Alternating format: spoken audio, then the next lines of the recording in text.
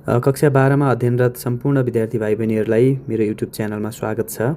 आज यस भिडियोमा मैले तपाईहरुलाई एउटा महत्त्वपूर्ण क्वेशन लिएर उपस्थित भएको छु, जुन चाहिँ यस प्रकार छ। A helicopter has 4 seats passengers. Those willing to pay first class fares can take 60 kg. भनेको जम्मा 4 वटा सिट छ, जसमा चाहिँ जसले फर्स्ट क्लास फेयर लिन चाहन्छ उसले चाहिँ 60 kg को ब्यागेज चाहिँ लिन पायो।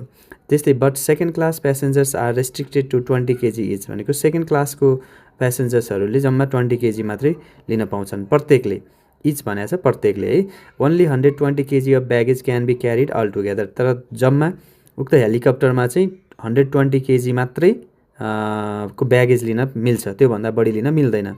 4 जना प्यासेन्जर्स अनि जो चाहिँ फर्स्ट क्लास छ, फर्स्ट क्लासले प्रत्येकले 60 kg को ब्यागेज, अनि जुन चाहिँ सेकेन्ड क्लास प्यासेन्जर छ त्यसले 20 kg को ब्यागेजको दरले चाहिँ लिन पाउँछन्। तर टोटल यो दुईटै फर्स्ट क्लास र सेकेन्ड क्लासले गर्दा टोटल चाहिँ 120 kg भन्दा बढी लिन पाउँदैनन् भने अब हामी चाहिँ फाइन्ड द नम्बर अफ प्यासेन्जर्स, उक्त हेलिकप्टरमा कतिजना प्यासेन्जर्सहरू चाहिँ हुन सक्छन् each kind by using determinant. हामी क्रामर्स रुल लाएर चाहिँ यो क्वेसनलाई सल्भ गर्छौँ।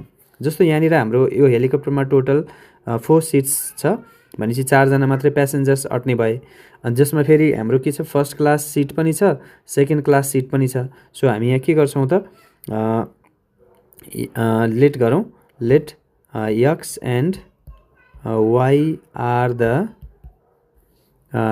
Number of first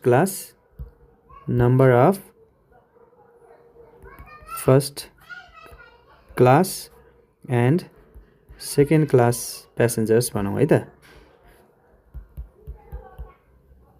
प्यासेन्जर्स respectively. यसरी हामी सपोज गर्न सक्छौँ। भनेपछि अब यहाँनिर के भयो त, देन अब टोटल नम्बर अफ सिट्स 4 वटा भनेपछि टोटल नम्बर अफ प्यासेन्जर्स पनि 4 जना हुने भयो। भनेपछि x जना भनेको फर्स्ट क्लासको छन् अनि y चाहिँ सेकेन्ड क्लासको छन् भनेपछि अब यहाँ हाम्रो के भयो त, x + y = 4 हुने भयो। अब यो एउटा इक्वेसन बन्यो है त। अनि त्यस्तै एन्ड अब अर्को कुरा, फर्स्ट क्लासको प्यासेन्जर प्रत्येकले 60 kg लिन्छन् भनेपछि फर्स्ट क्लासको प्यासेन्जर त x जना छ, सो 60x भयो। अनि त्यस्तै सेकेन्ड क्लासको y जना छन्, y प्यासेन्जर्स, अनि उनीहरूले प्रत्येकले 20 kg भनेपछि यो दुईटा एड गर्दाखेरि चाहिँ हाम्रो 120 भन्दा बढी लिन पाउँदैन भन्ने कुरा छ। भनेपछि यहाँनिर 20 कमन लिएर हामीले यो काम गऱ्यौँ भने यहाँ हाम्रो 3x + y = 6 आउँछ। यो इक्वेसन 2 हुन्छ। यसरी हामीले दुईटा इक्वेसन फर्म गऱ्यौँ। अब यो इक्वेसनहरूलाई हामीले म्याट्रिक्स फर्ममा लेख्न मिल्छ। म्याट्रिक्स फर्ममा लेख्यौँ भने हाम्रो कस्तो आउँछ त भने यसको कोएफिसिएन्ट 1, यसको कोएफिसिएन्ट पनि 1, 1 1 3 अनि यहाँ पनि 1 छ। यसरी हामीले म्याट्रिक्स फर्ममा लेख्यौँ भने 1 1 3 1 हुन्छ। तर हामी डाइरेक्ट गर्छौँ है त। यहाँनिर चाहिँ अब हामी नाउ के गर्छौँ त भने d निकाल्छौँ सिधै। d भनेको डिटर्मिनेन्ट अफ कोएफिसिएन्ट्स है त। 1 1 3 1 भयो। यसरी हामीले काम गर्दाखेरि 1 र 1 मल्टिप्लाई गर्दा 1 माइनस 3 1 जा 3 गर्दा -2 भयो d। सिमिलरली d1 हामी निकाल्छौँ। d1 भनेपछि के भयो त, अनि यहाँनिर 4 6 भयो। यहाँ कन्स्टेन्टले रिप्लेस गर्नु पऱ्यो नि त। d1 भनेपछि d1 र dx जे लेखे पनि हुन्छ। 4 6 ले रिप्लेस गऱ्यौँ अनि यहाँ चाहिँ 1 1 नै हुने भयो। यसरी गर्दाखेरि 4 - 6 = -2 नै भयो। अब त्यस्तै हाम्रो